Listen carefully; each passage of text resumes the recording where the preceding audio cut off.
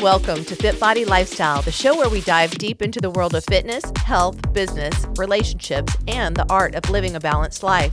I'm Jami. And I'm Greg, and we're here to give you the benefit of our experiences in the fitness and bodybuilding industry, the corporate world, running a business, personal development, and building healthy relationships. Whether you're sweating it out in the gym, hustling in your business, or seeking balance in your everyday life, you're in the right place. So lace up those sneakers and grab that water bottle, and let's get ready to transform our minds, our bodies, and our lives. Hey everybody, welcome to another episode of FitBody Lifestyle, and we have in our conversation corner today IFBB Pro Miss and FitBody Fusion Coach, Miss Adair Libbrecht. Thank you for having me. I'm super excited. We're so happy you're down from Canada. I am. I made the trip. Yes. Get out of the cold. Before we get to the Adair story, which is which we're all looking forward to, let's start with our check-in word. So we're going to do a check-in and a check-out, which we do with every conversation. So the check-in word is just simply setting the tone for this conversation or for your day today or for your week today, whatever you want it to be. I'm going to go with... Can I do two? You can. Okay. There's no I'm rules. I'm going to go with open and vulnerable. Wow. Ooh. Those are powerful words. I like it. Well, that kind of sets a good stage. So let's start with the easy part. Tell us about yourself. Ooh, that's easy. All right. Well, I mean, kind of like you mentioned, I am a lifestyle competition prep coach for FitBody Fusion. I'm also an IFBB Bikini Pro. Before I kind of started into my competition journey and stuff, I was, studying psychology. I wanted to be a counselor, a psychologist. And you are. I am. And, I take a lot of what I learned in my schooling and I apply it to my coaching. And a lot of it can be applied to bodybuilding in general and, health and fitness and all that sort of stuff. So it's kind of funny because, I always say I kind of just switched careers almost and I just jumped over to the fitness side, but it really was just blending kind of my two passions together in the end. So, well, mental health has always been an aspect of health, always. It's Yes. never not been. But I do think the pandemic brought that much more into focus. Mm-hmm. I think in our industry, we recognize the importance of it. But I do think that, again, thank you, pandemic, that at least it brought that more awareness and more than just the awareness, more acceptance of it. yeah, it's really like it used to be, taboo and kind of frowned upon. And you kind of see that with the older generation, too, of the people that are like, I don't need a therapist. I think everybody should go to therapy. Why are you just call me by name when you're going to say I it. agree. No. Like me, myself, we actually see 100%. someone, separately and together. And I totally Yeah. agree with you because I feel like there's always things that we can work on in terms of our Exactly. mental health. And I think specifically in this zone that we exist in this fitness area, because our body and our image, our self-image is huge and affecting our mental well-being. There's that body dysmorphia aspect, there's the relationship with food aspect, and then, how that relates back to us. And I love that, you brought up merging those two together. I'd love to hear, where are some situations where you feel like some of these mental health aspects you're able to work with clients to bring them through. Mm-hmm. Yeah, I mean, I always say to my clients, my big thing is where your mind is, your body follows. So, we can give you cardio, we can tell you to train, we can give you a diet, give you your macros, but if your mind's not in a good place, your body's going to fight you and you're going to see it. So you really need to take care of your mind and, your thoughts, and that's going to really translate, because if you don't feel good, you're not going to be motivated. You're not going to want to stick to a program. You're not any of those things. And then it also goes in reverse, right? The more you take care of your body, the better your mind's going to feel. So it's a really nice back and forth balance between your mind and your body. And just, especially when it comes to food and eating and stuff like that and your body image, a lot of people are really obsessed with the scale, and it plays a huge role in their mental health. And, I always tell my clients, it's focus on how you feel. Don't focus on the number on the scale. That's a tool. That's something that we use for data. But when I'm looking at your check-ins, I don't care about the number. I'm looking at, what you're saying, how you feel. Are you happy? Do you feel good in your body? Do your clothes fit you better? Are you confident? That's a better indicator of progress than the scale is. So it's really being able to, find that balance of, okay, this is the data, this is how I feel, and this is how my body's responding to it all together, Do you think that well, I have many questions from what you just said. But, So many questions. I think the biggest question I have, though, is how has that translated over into, because you're actively competing IFBB Pro, how do you, is this a do as I say, not as I do, or is this a do as I do? No, and I do, okay. definitely. I mean, there's so many different ways that you can apply it, right? And I think it kind of comes down to finding what works for you, right? There's things like meditation, there's journaling, there's, like straight up going to therapy, going to the gym as your therapy. There's so many different avenues. So like for me personally, like I'm really big on journaling. I have a million thoughts going on in my head at all times. And unless I get them out onto paper, I cannot go through my day. So every single morning, like I do my 5 to 10 minutes of journaling. It just sets me up for success for the day. It sets my mind in the right place. And it puts me in like a state of gratitude. And I find when I'm living in a state of gratitude, like that is when I'm thriving. That's like, if you're grateful, you can't be thinking of negative things. You can't be pessimistic. Like those two things can't coexist together. So I really find for me personally, like the journaling and just, I list 3 things I'm grateful for. I write my affirmations of what I want to achieve going forward and just anything that's going on in my brain so that I can like stop focusing on the thoughts going on in my mind and focus on the task in front of me, because otherwise then like it goes crazy. You like literally gave me chills when you're talking about that, because just the fact what you said is so profound. If you're in that state of gratitude, you can't be in a negative state. You those two things cannot exist together. And that literally like you said that and gave me chills, because I absolutely I can relate in terms of, when I do feel my mind going to the stinking thinking place, and if I can bring myself to that place of gratitude. And I love that you shared that you're doing the journaling and taking that time for yourself, because even just taking time for yourself every day, I think so many of us just skip that part because we're so anxious to get into our day and the activities and everything, but that pause to become present, brilliant. Yeah, and I mean, it's like the same thing that they say, put on your oxygen mask first before you help others. Like you can't show up for the people in your life unless you're your best version of yourself. So whatever that looks like for you, whether it's taking care of your mental health or, whether it is getting your workout in first thing in the morning or following your macros, like whatever that looks like for you, take care of yourself first, and then it's going to make your relationships and every other aspect of your life that much better. But Coach Adair, I don't want to journal because I don't know what to write. What do I write? I don't know what to write. I know.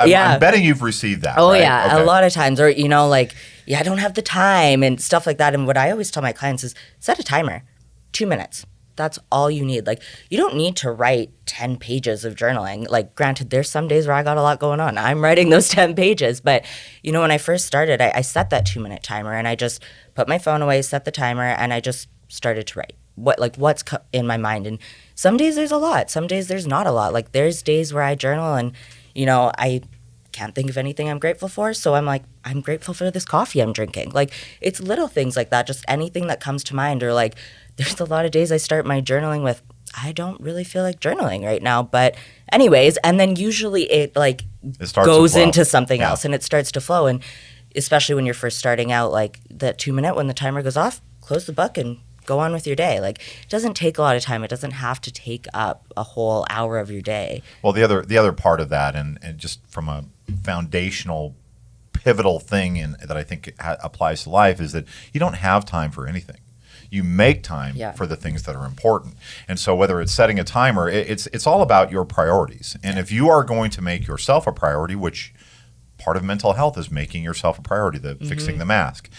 You don't have time for this, but you get time for this. Exactly. And I used to always coach employees, and one of the things that I would ask them about in the corporate world was, making those priorities. And I said, listen, if you were in the middle of a presentation and one of your family members called you up and said, hey, I need you right now, would you go? And everybody but one person. It was so funny. Everybody, and I'm talking about like hundreds of people, would say, of course I would go. And I say, well, do you have time to go? And they would say, no. Why? And then I would say, why would you go?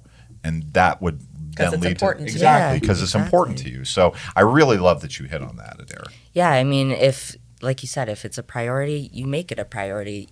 We all have the same 24 hours in the day. It's like some people make better use of them than others. And that's just because, I'm big on how you feel. So if it makes me feel good, I'm going to do it, like non-negotiable, because why would I want to go through life feeling like crap? I love that you brought up we all have only have so much time in a day. And I know you and I were talking because I do feel like for those of us that are in this world, whether you are an athlete, a coach, or in our cases, both, you have to be very efficient with your time. And being, that motivated, driven, efficient sort of personality. I'd love to hear, how do you schedule out your days? Do you have it all pre-planned? Do you kind of fly by the seat of your pants? Like, kind of give us what is day in the life. Yeah, a day in the life of, and how do you plan for that to make sure you're getting it all done? Yeah, I mean, I'm a big planner, so I like to know what I'm doing every single day.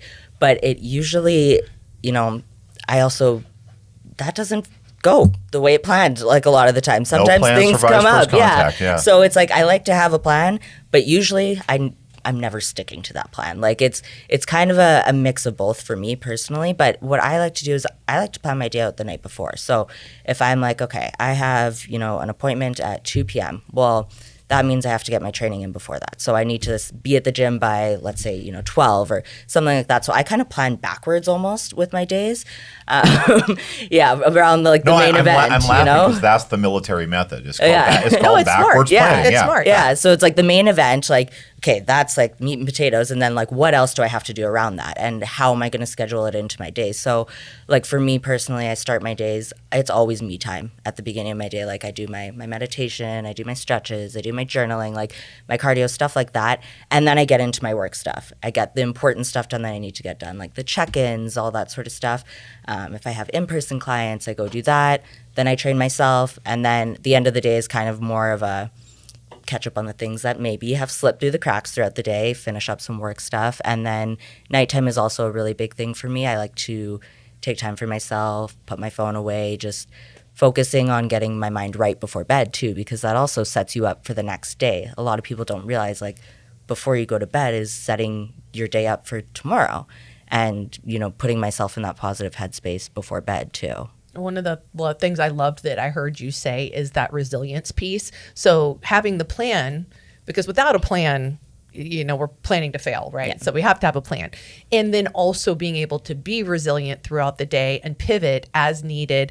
And, I think it's something we see a lot with people on their fitness journeys. It's like, oh no, I messed up my meal. Or, oh no, I missed a workout. Might as well start again on Monday. Yeah, it's the like slash one, or what is it? You pop one tire, so you slash them all. What's that saying? Oh, I love that. I haven't heard that. Like, Canadian you pop thing. one tire, and then so you slash them all, or something like that. I can't remember how it goes. I always say cut off your nose to spite your face. Same exact thing. Yeah, like exactly. It's like, that's not realistic. Like, life's going to happen. Things are going to come up. You need to be able to pivot. And like, I'm guilty of that. I used to be a very like rigid person. Like, I need this done at this time and I need to eat at this time. And if I don't have this, like, it throws off my whole day and I'm super, super upset. And I've learned over the last couple of years that I really need to be more fluid with my days. And, if something comes up, okay, that's cool. Let's deal with it right now and move on to the next thing. And then I will plan later how I'm going to go back and get what I needed to get done when that thing came up. It's the framework of the plan. Mm-hmm. So you and I mean, we talked about this before. There's an Eisenhower quote that he said, in war, plans are useless,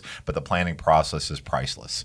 And so you go through that planning process that establishes the framework, and then you adjust and move from there based on events and how they unfold. So, hey, my appointment at 2:00 was supposed to last an hour. It ended up lasting 2 hours. And so how do I then adapt to that? Mm-hmm. Or my appointment at 2 lasted a half hour. I was counting on 2 hours. And what do I do with that time back? Mm-hmm. If you're so rigid in your planning, well, my plan, it was at 2:00, and now, that's, I think, what you're talking about is that ability to be resilient and adapt to those situations that occur within the framework of your plan. Yeah, exactly. And I mean, like, things are always going to come up in life, like whether it's in bodybuilding or it's in your job or your relationships, like there's always going to be hard things that come up. So you have to learn how to deal with them without having that negative consequence affect you.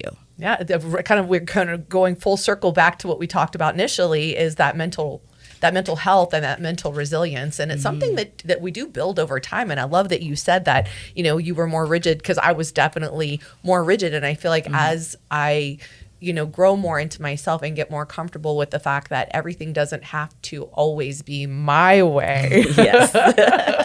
Although I would like it to be. When did that happen? I never got that memo.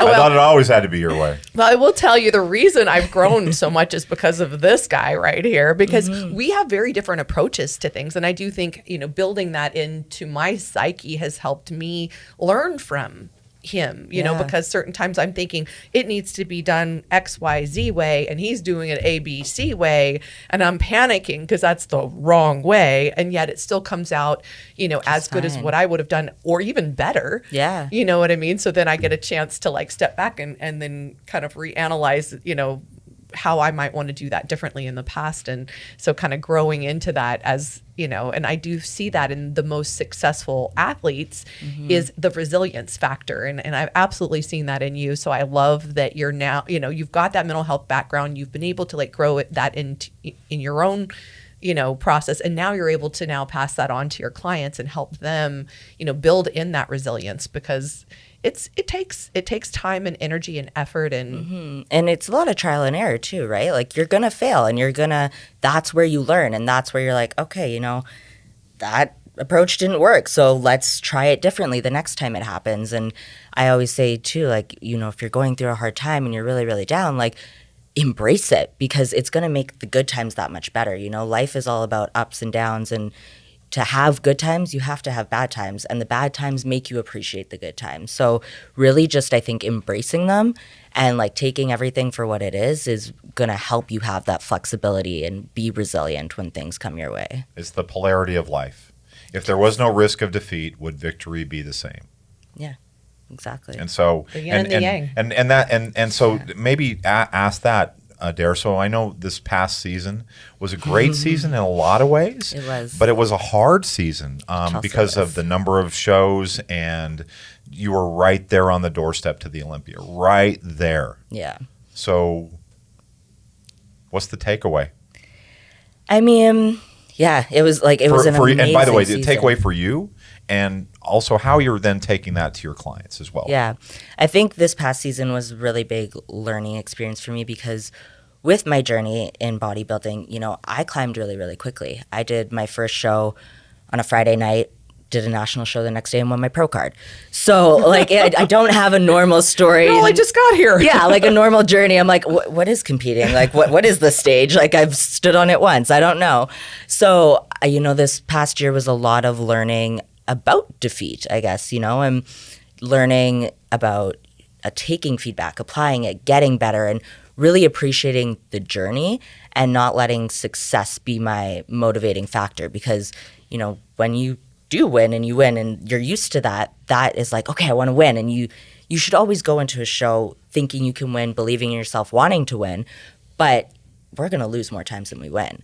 So having that realistic expectation and being able to appreciate the losses as, lessons and how you can move forward from it. So, this past season, it was like every single show we're like, okay, we got this. And then we're so close, and we're like second, then we're third, and we're second. And it was like, do we keep going? Do we not keep going? And, eventually we decided to shut it down. And in that moment, I was really, really upset. I wanted it so bad. I wanted to win. I wanted to make it to the Olympia. It was so close. I was like, if we just kept going, I would have made it there. And then as a couple months went by and I got comfortable with the fact that I wasn't going to the Olympia last year, I realized that it was probably the best thing that could have ever happened to me, because I learned that I need to be okay with losing, and that it's, how do I get better? And now I have this like fire in me of like, I want to prove myself. I want to get better. I want to take that feedback, and I want to come back this year, and I want to say like, hey, it's me again. Like, I took what you told me and I applied it, and I'm here, and this is a better version of myself. And I think, when I do get there, hopefully this year, you will. It will be that much sweeter. It'll, all of the hard times that I went through, the ups and the downs and the trying multiple times, it's like, it's going to make that victory so much greater because I went through those downs. And I want you to ask the next question, but I do want to just say two things. One, you're going to learn about using that word try in a few weeks here. So just FYI, all will be known in due time. Got it. But the second part, I just want to tell you just publicly, and daughter, I think I've told you this personally, but I'm going to just tell you this here. I can scarcely think of a better example of grace and humility and professionalism. Well, I'm getting very emotional, so I may cry. God, it's funny because I just started tearing up on this, but I'm just thinking. Thanks, guys. I'm just thinking Great, we're all gonna cry. how inspirational you were to me personally to watch you after all these shows and see you get so close. I knew the disappointment that you were feeling. I could feel it from you, but I think everybody else just thought you cheered for your teammates, you supported them, you embraced that. In one show, it was your teammate that won, right? Yeah. And you just, the way that you embraced her, the way that you celebrated her was just such the epitome of grace, of professionalism, of everything, quite frankly, of everything I want to be. So anyway, I just wanted to say, it got me all crying. Do we have tissue? No tissue in the Where's studio. the tissue? There's no Papa crying Bear. on the podcast. Okay, so sorry, babe. I just wanted to say that. Yes. No, absolutely. But she said vulnerable, so Yeah. okay. Yeah, we're going there. And I couldn't agree with that more. And what I was about to say is that, it's interesting because everybody's journey is a little bit different. And I do think that sometimes when it happens so quickly, it actually can almost be harder because you don't have a chance to, face that defeat that a lot of people do as an amateur because you never did. Yeah. And so then, man, when you get to that pro league, it's freaking, it's hard. tough. Yeah. And, with you doing so well and exactly what Greg says, like watching your grace and being able to work so closely with you. I mean, I grew so much in my respect and admiration for you as a person, as an athlete, and as a coach. And I think that this allows you to bring something very special to your athletes because I do think that every single athlete, whether they're in our sport or another sport, you're going to face defeat, however you define that. And I do think we get an opportunity maybe to define what is winning, right? If, we came in better, we followed up on the feed, to me, like I look at it like if you showed up at your best, you've already won, because it's out of our hands at that point. And, how do we handle it when, of course, we were going for, the win and the Olympia qualification and those kinds of things. So, how do you then now take this experience and all that you've been able to conquer, in terms of your own self-talk and all of that? How do you then now translate that to an athlete you're working with that's, I know I was talking to one of the coaches yesterday who was saying, he is an athlete that's like, I'm not going to get on the stage unless I'm going to win.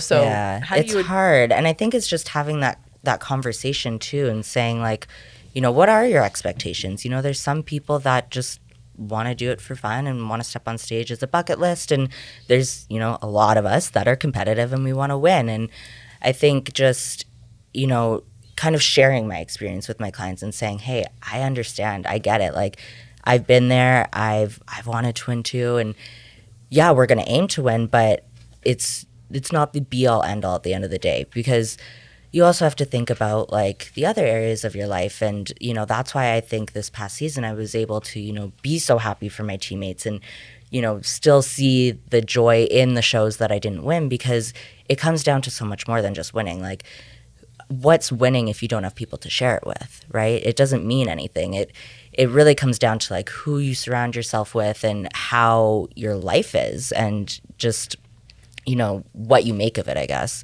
So I think kind of trying to just bring people back to reality and like, saying, okay, that's great. And we're going to work really, really hard. And this is what we have to do to get there. But at the end of the day, you're only going to be in this sport for so long. What do you have after this sport? Were you so fixated on winning that you lost your family, your friends, your relationship? Like, what's important to you when you're 50, when you're 60 and you're not bodybuilding anymore or even just a lifestyle journey, like it's a very in the moment thing and we get very caught up, but you have to look at hindsight as well and the future and what you want in your future. Yeah, you're looking at the future right here. Looks pretty good to me. But I mean, I totally can relate to exactly what you're saying because, and I say this often when I look back at my competition journey because I've been retired now for quite a while and I'm in my 50s now. They keep teasing me. I'm not coming back.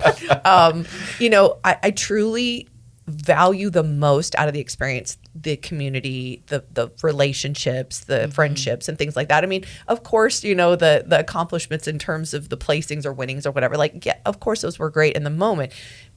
The hindsight, it's what you're saying is 100% true. It's like when I look back, it's this incredible community of people that inspire me and motivate me and excite me, you know, getting to be part of your journey, you know, and cheer you on. Like, it's just so, all of these things are, you know, if we can open our minds and not just be so singularly focused, you're right, then your relationships with your family do better, your relationships with your, you know, friends, and it just creating that balance in your life. I love that you brought that up so much. Yeah, and I think like something that I also really learned this past year is it's like, yes, bodybuilding is an individual sport, but you're so much better when you do it as a team.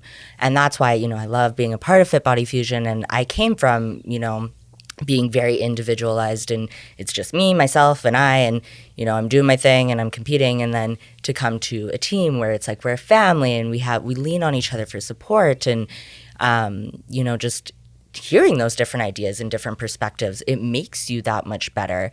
And you can kind of, you know, take a little piece from this person and a little piece from this person and apply it to yourself, and, you know, you feel that support and that camaraderie. And, you know, we're human beings. We need connection at the end of the day. So yes, it's very individualized. You're the only person that's going to do your training, eat your food, all that sort of stuff. But, you know, I, this past year, had much better support system than I've ever had before. And I think that also really, really contributed to my success this past season, was because I had those people to lean on. I had, you know, hey, why don't you try it this way? Or, you know, I'm seeing this, or you seeing this? Like, it really just made me that much better of an athlete because I had that support system behind me. You said something there that was such a powerful word, and I do not want to go beyond it without calling it out. You said, what contributed to my success last year?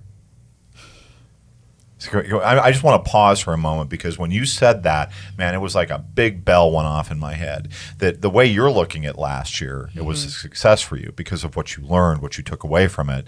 And it brings to mind, and some grammatical person is going to differ with my definitions here, but it's the difference between winners and champions. And yes, you can win a show. Yes, you can win something, but what you're talking about is the champion mindset, is that going beyond the victory and going deeper into the how am I making myself a better person?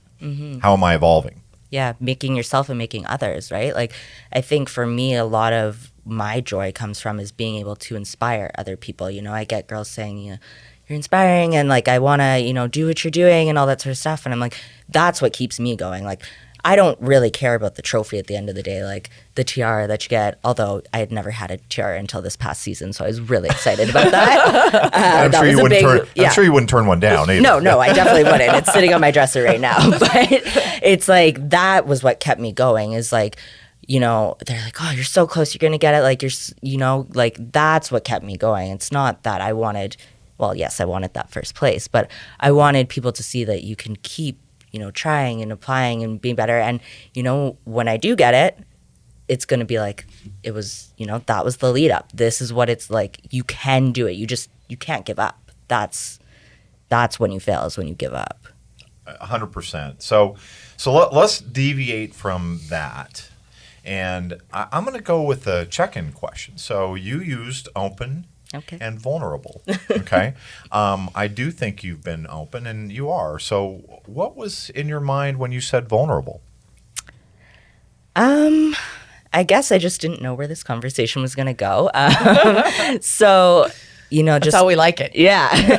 And I'm trying, you know, to be more vulnerable these days. I'm trying to really embrace the emotion. Are you trying, or are you being more vulnerable? I am being more vulnerable these days. Thank you. I'm not trying. I am being more vulnerable these days. And, you know, my mom used to joke. She's like, you have like a heart of ice. Like, I have never seen you cry before in your life. Like, do you even have emotions? Like, wow. Yeah, like, it used to be a joke in my family. And it's funny because, you know, I've been going through some stuff recently, and I think I've cried more than I ever have in my life, because I'm just finally allowing myself to feel those emotions and, you know, be open to the negatives and really embrace not feeling your best, because I know it's going to be worth it in the end. So yeah, I think that's kind of what I've been learning lately about vulnerability, is just to really try and embrace it as much as you can. Beautiful.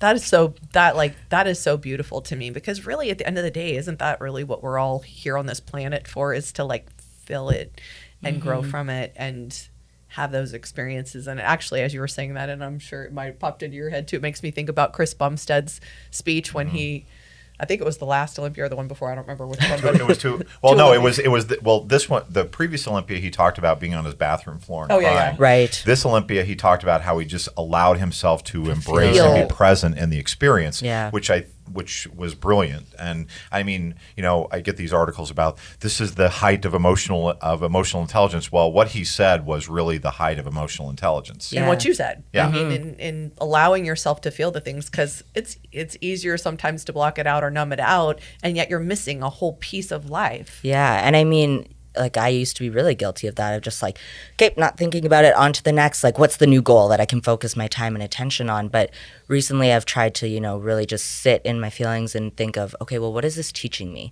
And like, where did I go wrong in this? And what's my part in like the way that I'm feeling, and how can I fix it in the future? Because I found myself making the same mistakes and repeating some things that I didn't necessarily want to do. And so for me, I'm trying to learn how to be a better version of myself in the future by actually acknowledging my part in things and, seeing where I can do things differently in the future. And it's so funny in that little description that you just gave. You said what I did wrong, and then at the end you said how I can do things differently. And what you just captured right there was the difference between fixed mindset and growth mindset. Where what did I do wrong? Well, you didn't do anything wrong. You just did what you did, and the question is not how could I have screwed up so bad? It's how can I be better? How can I improve on this? And you just walked yourself through that that thing, and I knew, and I sensed, and Adair, tell me if I'm wrong, but I sensed that you were doing it internally as you heard yourself say that. Yeah, and I mean, I think that's also part of allowing yourself to feel it and not just trying to go on to the next thing. Is you learn, and it's like that's a perfect example of when you're working through the thoughts and you're thinking about it and you're kind of going through things. It's like, oh wait, that wasn't all bad. This is the silver lining to it, and this is what's the good that's going to come from it. And you really that's why, going back to journaling, I love journaling, because I tend to walk myself through all of that. I start out usually pretty negative, and by the end I'm like, oh no, this is the lesson in it. So it's kind of like an evolution that you have to walk yourself through. We have a Vulcan mind meld, because I was just thinking about, and that goes back to journaling, right? You covered that. So I guess I don't need to ask any questions since you're in my brain. I guess not. Which is a scary place to be. You can leave, I guess. You're not needed today. Oh man. And what's interesting to me about this bodybuilding world, and one of the reasons I feel like we talk so much about the mental aspects, is like, as you're growing physically, it's kind of, we talked about this earlier, it affects the emotional health, the mental health, and then vice versa. It's just, we are integrated beings, and I just think oftentimes people want to get so tunnel vision focused on just one aspect. And I love hearing from you how you're growing in all of the pieces to just become a more well-rounded person, and then ultimately that allows you to really help other people that are getting stuck in a certain area to kind of bust through whatever that block is that's keeping them from experiencing life as fully as they'd like to. Yeah, because I mean, at the end of the day, health it's a wide range of things. Like, there's the sleep, there's digestion, there's your macros, there's training, there's mental health. Like, it's everything. It's not just one aspect. So you really have to look at the whole picture in order to be quote unquote healthy and get where you want to be. And it's always a moving target. It is. It's always changing. I had somebody tell me one time, because I love the word balance, and she says, well, you're never really in balance. You're always balancing. And she kind of gave the visual of, somebody's, doing a yoga pose or something, and they're, you're kind of always like teetering just a little bit, in kind of course correcting just a little bit. And I feel like that's life, right? It's that it's always moving a little bit. Being able to pivot, and it's one area of your life is going to be a priority at one point, and then you're going to shift and you're going to have a different area that's a priority. So it's just kind of trying to go back and forth between, making it all manageable. Well, in the corporate world, right, the phrase du jour is work-life balance. And I always used to tell people, well, that's a fiction, because when you say balance, it implies that both sides are going to be equal, and they're not. So you have to move the fulcrum to one side or the other based on how much weight I have on my job to make sure that I'm balancing that with an equal part of my personal life to get to that level where it's at least teetering a little bit. But I want to go back to something. I'm sorry. So I want to unpack the vulnerability piece just a little bit more. Okay. What are you doing with yourself? What you just walked us through was fantastic. What's your check on that? Because you talked about how you have been in the past. I mean, I thought the thing of what Mom was telling you reminded me of a Vulcan there for the Star Trek people. Mr. Spock kind of just, very in control of the emotions. Come up to date. It's Data now. Fine, Data. So what's your check on vulnerability? How do you check yourself to make sure that you don't wreck yourself? I'm a poet and don't know it. Apparently. And your feet are long, fellers. I think just trying to be honest is kind of my main thing of, how I'm feeling and why I'm feeling a certain way. Like, I think a lot of the time we like to tell ourselves, like, I'm okay, I'm fine, it's going to be okay, which it is. That's great to, like, uplift yourself. But I think also being able to be honest with myself and just say, like, this sucks. Like, I feel like crap, or, I'm sad today, and just kind of allowing myself to be okay with that and not labeling it as bad or weak or, I'm not good enough or I'm not going to be able to do what I want to do because of all of this. It's like, if anything, it's going to make me stronger and it's going to allow me to be better when I get to that point that I feel good, but just not brushing over it, I think, it has been really big for me lately. I love that. I love it. I love the track we're going down, but there was one other thing I wanted to be able to cover. Sorry, I know, and I don't want us to run out of time, but I know we've talked a lot about, you have to travel a lot for shows because being in Canada, there are some shows there, but as a pro, there's really not a lot. Two, in a year. Yeah, well, and one of them is so far from you as might as well be in another country. Might as well go to the States. There's really one show you have the option for that would be considered pretty local for you. So, I mean, I do think that that's a big aspect, traveling, and then whether somebody's competing or not, being able to stay, on track with their fitness goals. But then if you're competing, that adds an even higher level of complexity to making sure you're getting everything in. So I would love, before we do wrap up with you, just some tips that you have dealt with when it comes to traveling and competing and staying on track with your goals. Yeah, I think it's definitely been a learning experience. But that's why I love macros. Like, I used to be the diehard meal plan girl. Like, don't give me anything but my meal plan. But like, when I, switched to you and we started doing macros, I really realized how good it is for, living life and being able to pivot in the moment and do things and still reach my goals. So now I'm like a huge macro advocate. And, I tell all my clients this, especially when you are traveling, like, it's so easy to stay on track when you're traveling, like, especially for shows. Like, for me personally, what I do is I like to prep my food beforehand. I think that's the best way you can go about it, because then you have your stuff, it's good. And a lot of people don't know this, but you can travel with food internationally.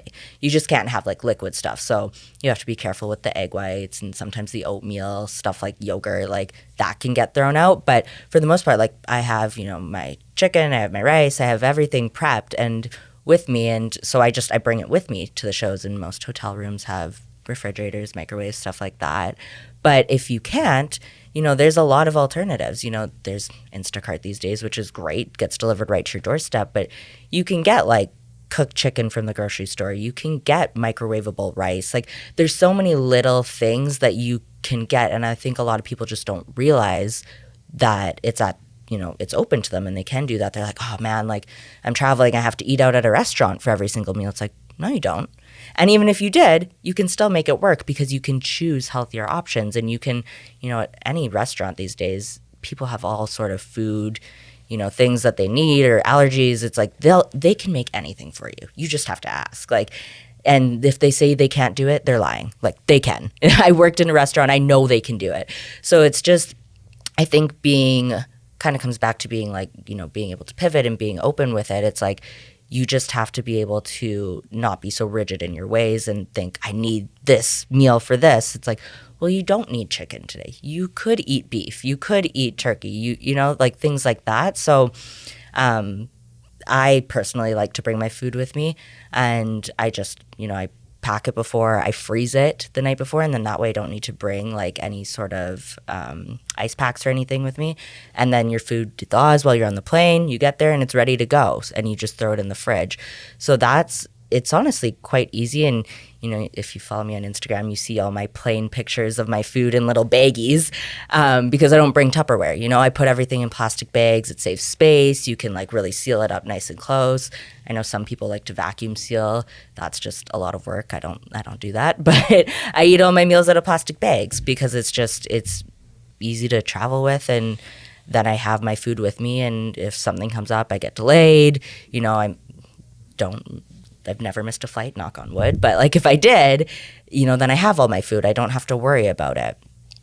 So that's kind of been my big thing, is just making sure I plan ahead and I bring my food with me for shows. That sets me up for success. That's awesome. And I love that you brought up your social media. So where can people find you? So I am on Instagram. It's Adair Libbrecht. And I mean, I am technically on YouTube, but it's not very active. But this year, that's my goal. So and spell the last name, just so. It's Libbrecht. Okay, so the T's silent. The T is silent. Okay. I was just thinking about what you were describing with the food and just other stuff about the resiliency, and it all flows together as work. I was just thinking about the movie The Martian with Matt Damon, and he's confronted with all these adverse circumstances, and he keeps telling himself, work the problem. Don't focus on the disappointment of whatever didn't work in that moment. Work the problem. And that's kind of the mindset that you're describing. Yeah, 100%. You have to be able to find the lesson in everything. And like everything in life is a lesson, you know, good and bad. The goods are going to teach you things just as much as the bads are. So you have to be able to firstly be open to the lesson and like be willing to actually change your ways and be open to changing. That's brilliant. That's a great way to end this episode. And we appreciate you being part of this conversation, Adair. And let's have your check out word. Ooh, check out. I'm going to say grateful. I love that word. I was hoping you'd say that. Again, you must be in my brain. So sorry about that you have to be there. There's a lot going on in there. There is. And I'm not even sure. Don't tell me any of it, please. I'm not sure I'm even happy being up there. But all right, everybody. Thanks for joining us today. And remember the 3 B's: be safe, be good to yourself, and be good to one another. Thank you for tuning in to FitBody Lifestyle. We hope today's episode has left you feeling motivated and equipped to tackle your fitness goals, business challenges, and the daily dance of life. Remember to value progress over perfection. Life's tough enough alone. Find the chosen family around you to help you along the way. If you enjoyed today's episode, we'd really appreciate it if you would subscribe and leave us a review on your favorite streaming platform. And don't forget to follow us on Instagram at FitBody Fusion.